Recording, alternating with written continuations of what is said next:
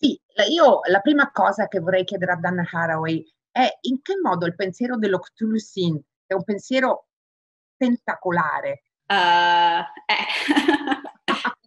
e può, se non impedire, frenare quello che siamo abituati a definire come il pensiero della catastrofe, che è quello che attraversiamo, ed è un pensiero che fotografa certamente, ma non riesce a risolvere, anzi rischia di peggiorare le cose.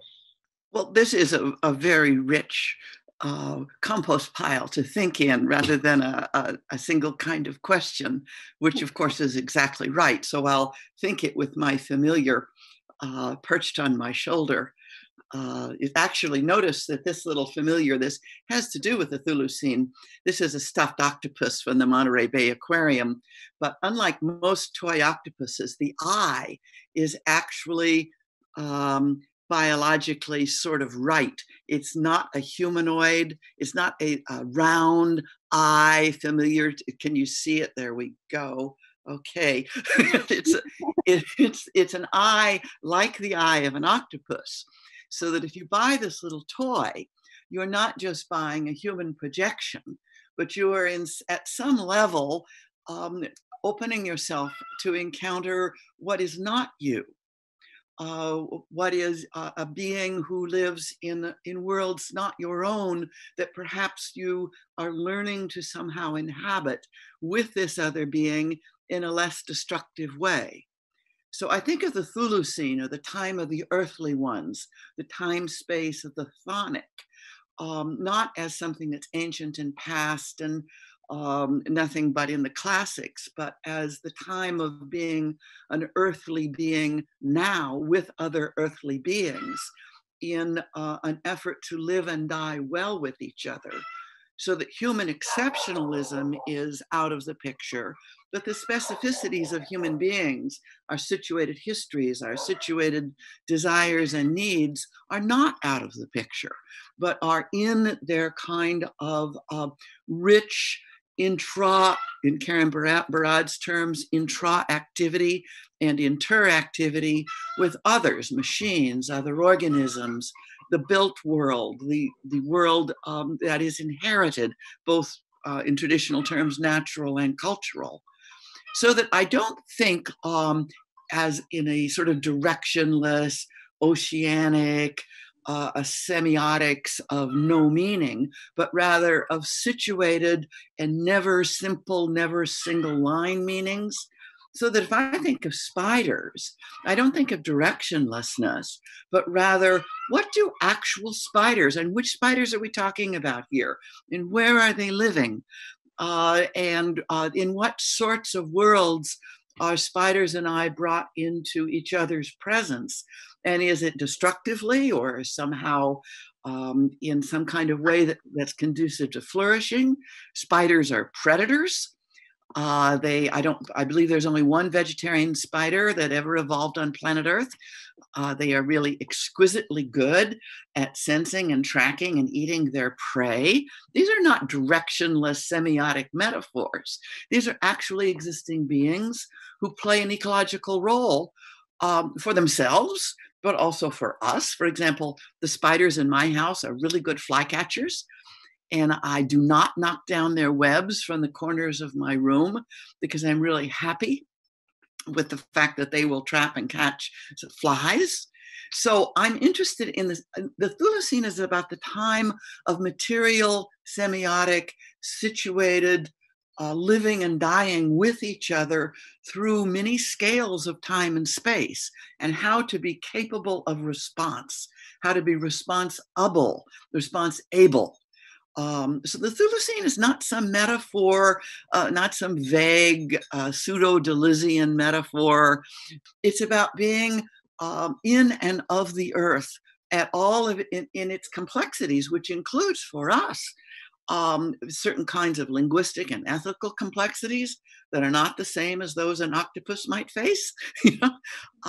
It's against human exceptionalism, and it is opposed to apocalypticism and the various kind of secular sacred stories that move toward either human tragedy or human triumph, but are fundamentally in that sense, humanist. This is not against human beings, but it is against a whole apparatus of doing storytelling and doing living in human exceptionalist terms. Yes, I was thinking you were talking about living and dying well with other species. So much of your work and the book is about this interspecies solidarity. And I've been thinking about it a lot lately due to the situation we're going through and the pandemic and the lockdown. And how do you actually have this conversation when you have a hard time for solidarity within your own species? Well, first of all, if anything that I said before seems to be about only other species, I said it wrong. Because I think that multiple kinds of solidarities, including within one's own kind, but always with others, within one's own kind, with viruses, for example, which are not how to the various kinds of living and dying, nurturing and killing that constitute being a serious person. So solidarities with each other right now have never been more intensely necessary and more, in many ways, more difficult to build and sustain and spread. So I'm relatively comfortable as a retired professor who has a house and a yard. So that for me, a stay-at-home order with an ongoing income and an outdoors is very different from a stay-at-home order with many of the immigrants in Santa Cruz, for example, as well as other working people, not only the immigrants, who, if it's stay at home, it's with children in a very small apartment with no income, perhaps you have a rent pause, but that doesn't mean at the end of 3 or 6 months you aren't going to owe that rent. For whom maybe one person in the family can work, but it's against the stay-at-home order. So perhaps one person in the family is still working in a landscape business that is barely tolerated and perhaps shouted at by some neighbors who think that you, the worker, are endangering them by being out working. But if you don't work, literally your family doesn't eat. What kind of solidarity is essential? Well, first of all, solidarity, which means actual work now for and with each other, is an obligation, not an option. It's an obligation to be involved in exercising political pressure for example, the state of California to provide food support, rent support, income support for developing policies for mortgage and rent, not just delay, but forgiveness. For addressing the question of agriculture, not just in the short term, but in the long term, perhaps actually shutting down forever the industrial animal slaughter and processing facilities with income support and legal status for the people who work there, so that the majority of the people working in animal processing plants, for example, in the United States, which have been major sites of disease outbreak, then spreading to the communities, the majority of the workers in these plants don't even have legal papers, even though they're regarded as essential workers. So the immigration solidarities now are more important, not less important, because of the pandemic. The questions of science education all over the world, certainly where I live, a very strong kind of anti-intellectualism and anti-science and suspicion of expertise, sometimes for good reasons, suspicion of expertise, but a kind of a deep and systematic ignorance and suspicion. Well, solidarity also involves ongoing propaganda of science education kinds, jokes, online performances, serious papers, popular publication, ongoing work to somehow address very fundamental questions like what's a virus? Are all viruses bad? What about microbes? Are they all bad, or do we have an ecology of with viruses, a socioecology with viruses? How to think about that? What kinds of living with viruses will protect who more than who else? Who is protected and who is endangered. So these questions of solidarity are not instead of multi-species a thulucenic consciousness, to play with my own word games, but at the heart of this being an earthly creature is the kind of necessary situated solidarities with each other, and each other is never only human.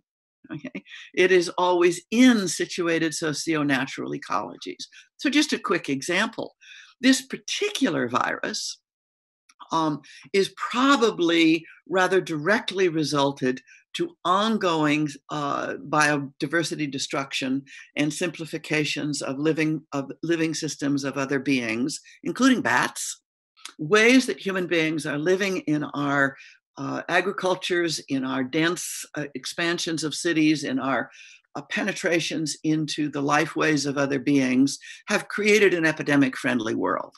Okay? An epidemic-friendly world that is held at bay, mainly for the rich, although it got the rich this time, not equally, but that thinking seriously about viruses requires thinking seriously about agricultural systems, epidemic-friendly apparatuses, and making them less epidemic-friendly. Creating a kind of living with each other in living and dying that is not so prone to disaster for us and for other species. That kind of thinking is required now, and it's not apocalyptic, but it does take seriously mass death.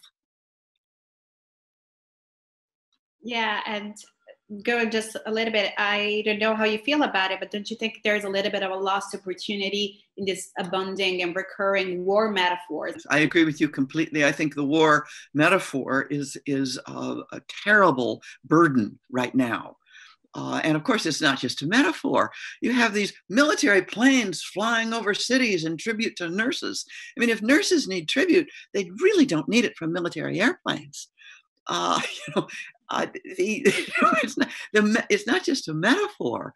The whole way of approaching things as the enemy, as opposed to, wait a minute, clearly this is not just a sign, but way more than a sign of truly screwed up natural social ecologies of our multi-species ways of being with each other, human beings and otherwise.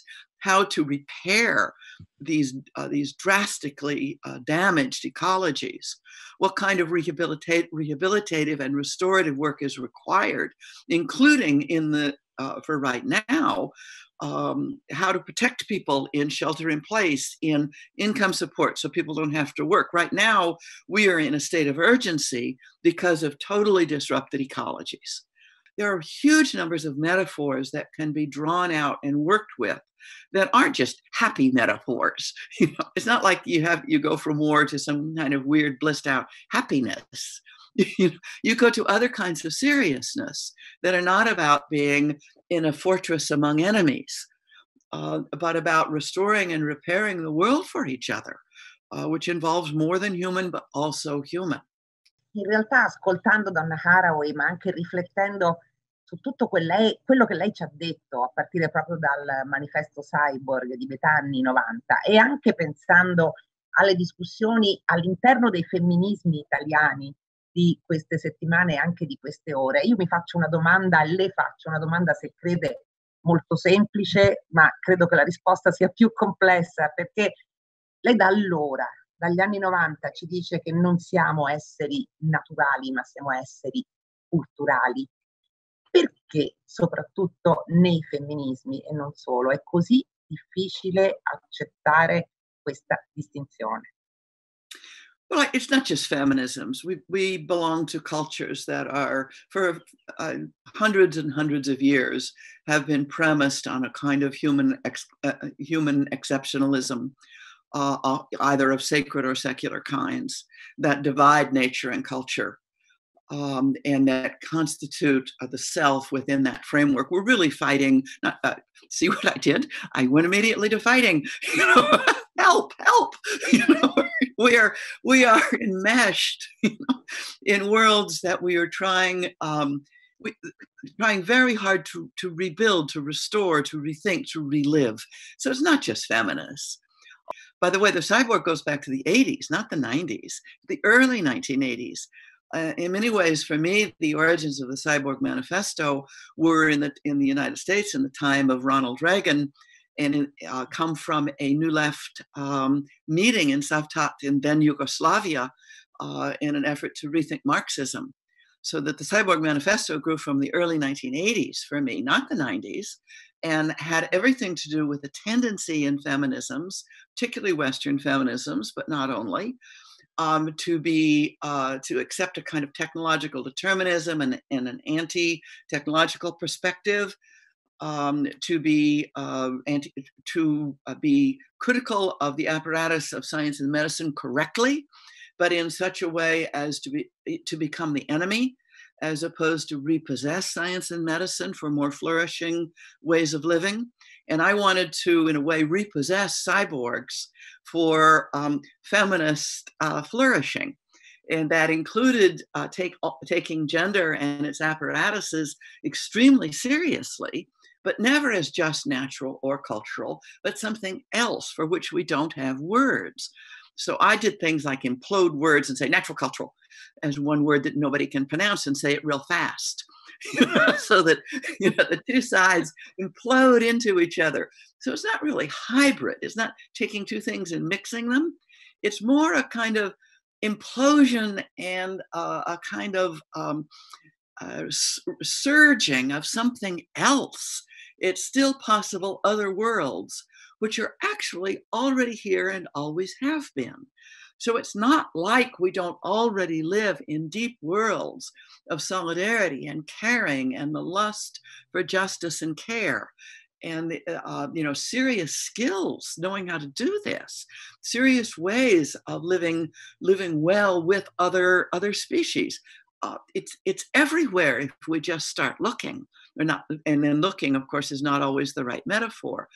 A friend of mine, Katie King, used to say about everything that we need, there's already more than you think and less than we need. Okay, more than you think and less than there should be.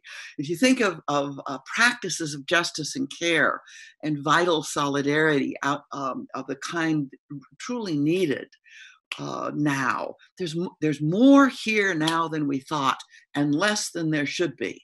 So it's our job to make these kinds of flourishing worlds larger, and the fascist and militarist and punitive worlds that are strong among us, to make them small, to shut them up, to diminish them, okay?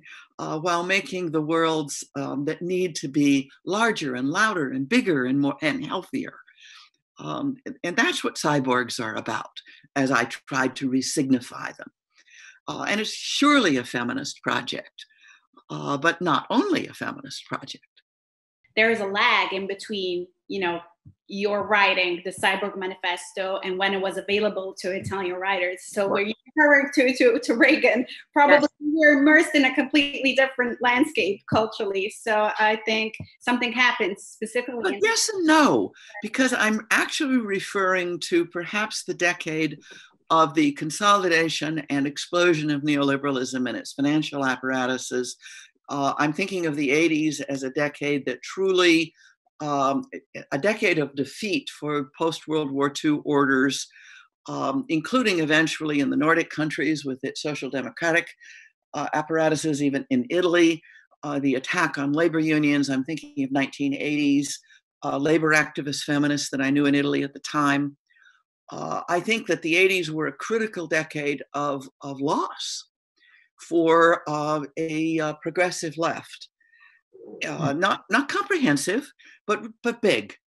And that the Siborg Manifesto was written out of that. So I don't think there's a lag, because during that very decade, I was informed by some of the Marxist feminist Italian left who were addressing labor struggles. I was informed similarly by Germans in that period. And we don't know about each other's movements well enough by any means. But I think there are some extraordinary differences too. For example, is often disparaged by some of my European feminist friends as nothing but ecofeminism, as if ecofeminism were this retrograde, naturalistic, goddess-loving. If I were to be a religious person, I assure you I would be goddess-loving. Anyway, as if ecofeminism were this simplistic thing, and it never, ever was. It was always a really rich and complex movement. I think there are ways in which European feminists have found that hard to understand more than, say, people in my circles. I remember, by the way, giving a lecture in Florence, I think it was, and a group of feminists from Rome took the train to come to the lecture. And it was during the period of time when I was writing the Companion Species Manifesto and talking about dogs, right? And these Roman feminists loved the Siborg Manifesto. That was serious Marxist feminist, hard thinking, so on and so forth. But I had completely disintegrated and gone off to this naturalist, blissed out, dog loving, was I even still a feminist? There was nothing about dogs that feminists could possibly be interested in. And they're very grumpy, very sophisticated. I was always extremely insecure around Roman feminists because they dressed much better than me. They looked really sophisticated. They could talk theory in a way I've never been able to do. I was scared to death of these Roman feminists who came and were really, really upset about this blissed out American, naturalistic, goddess-loving, dog-walking feminist. That's where so I'm exaggerating, but I'm only exaggerating a little, because there really was not just a culture, it wasn't a lag, it was more like a gap. We lived in the same time period, but there were really strong differences in style, in metaphor, in ways of thinking, and learning how to hear each other. I think in some rather serious way, we were afraid of each other. I know I was afraid of them. And I think they were defensive about me. And it's taken time and a certain sense of humor, right? To learn each other's feminisms without being judgmental. Yeah, I guess we were talking, I was thinking about also this interplay between the outside and the inside. Now there's a rediscovery of Silvia Federici's work in Italy, but it's been, shattered for such a long time because it was developed mostly in the States, and she was fighting that time, for care and salaries for domestic work, which exactly. Now, I wouldn't say denial, but one passage that really impressed me, and it's a tricky question while I was translating, one of the mottos of the book is make kin, not babies. And how do you, what's your take, maybe you partially answered, on the relationship between feminism and eco-justice? I take this question really seriously. I think it's maybe the hardest question that I've ever had to grapple with. And I don't think there's any easy answer. I'm going to grab a book, so I'm going to look away for a second.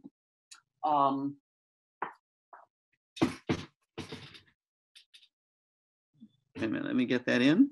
Yeah. Making Kin, Not Population. Okay. This is a little book that I and feminist allies put together. Kim Tallbear, Ruha Benjamin, Adele Clark, Chiling Wu, and Michelle Murphy, because we were trying to address this really difficult question, and we don't all agree with each other in this little book. But it is a group of situated feminists committed to reproductive justice and care, who acknowledge the priority of women of color feminists, for example, Sister Song, who developed much of the thinking around reproductive justice, including the terminology.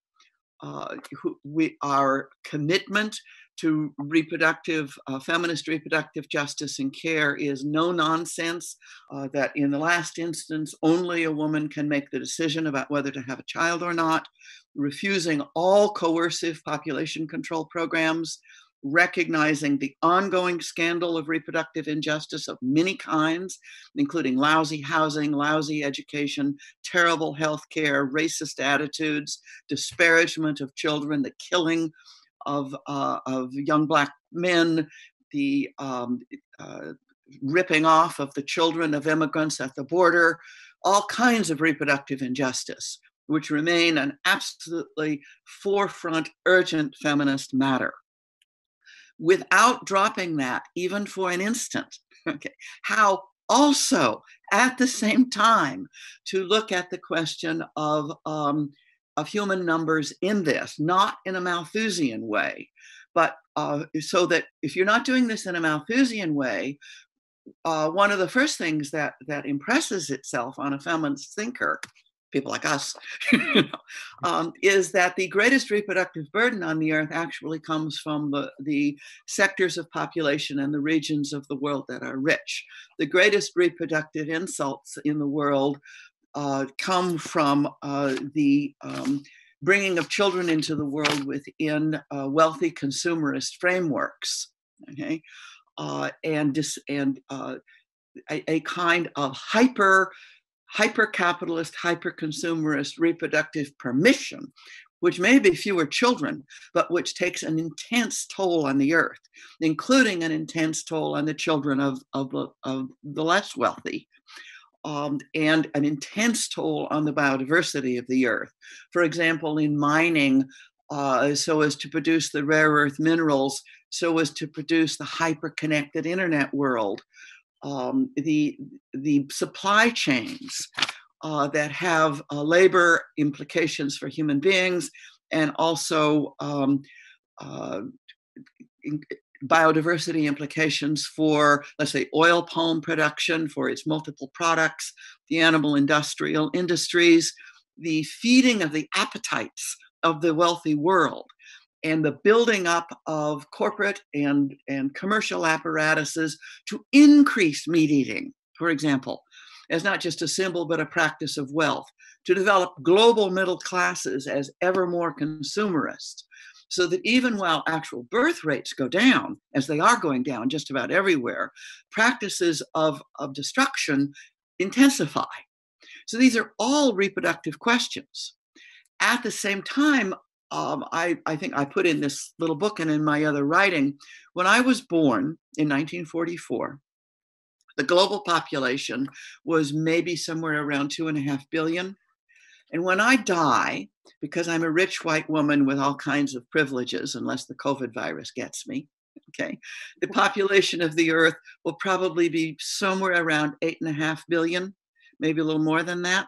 So that in one rich white woman's lifetime, the numbers of human beings on this earth have grown that much. That is not okay. What released those numbers? Well, in many ways, I think the same forces that released the hyper-exploitation, the so-called great acceleration, which is a term I use with care because it comes equipped with whole ideologies that are trouble.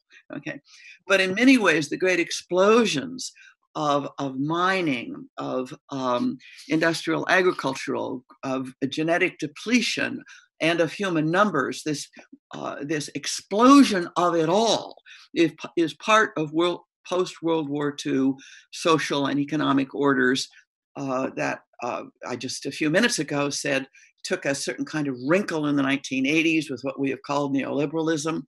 These are all reproductive apparatuses premised on limitless growth, and then the appropriation of the product of that growth for some at the expense of others.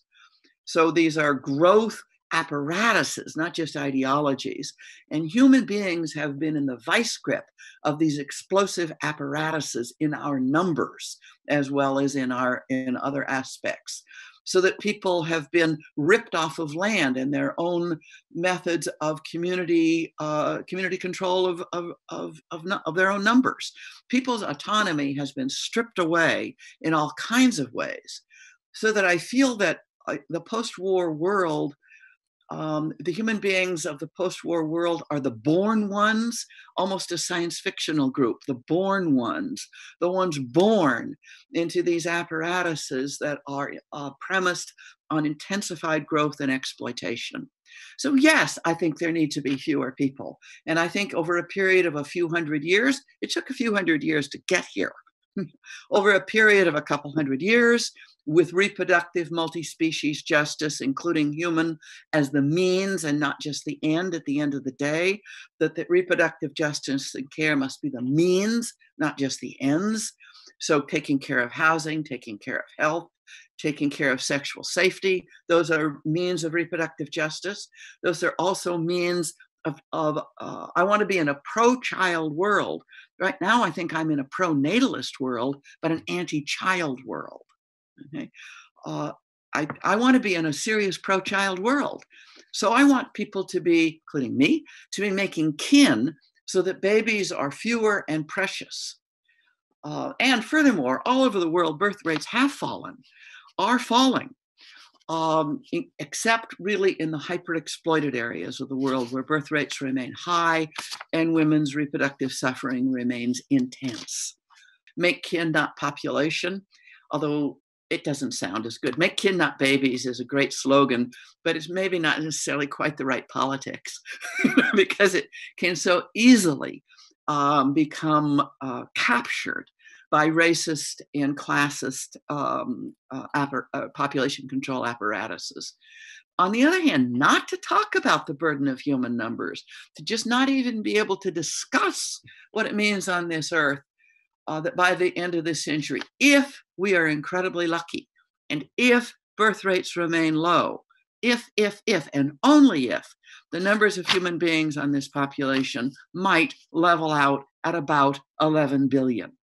People won't even, people in my group, feminists of my kind, find it really hard to even talk about that. And if you even try to talk about it, you're called racist. That's what I'm against.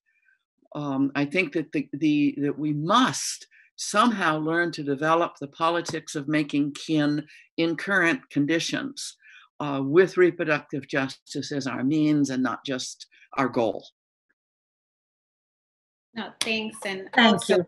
we are a festival like devoted to fiction and imagination. So you have that chapter, Children on Compost, where you imagine actually making kin with butterflies, and number of human beings lowers down. And so sometimes stories are more effective than slogans and ideological. But notice that those Camille stories also involve every child had at least 3 human parents.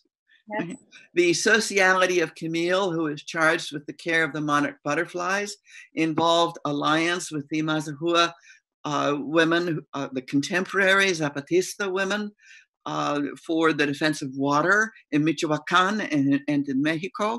The solidarities of those multi-species stories are, they are really about making kin outside of human exceptionalism, but not outside of human beings.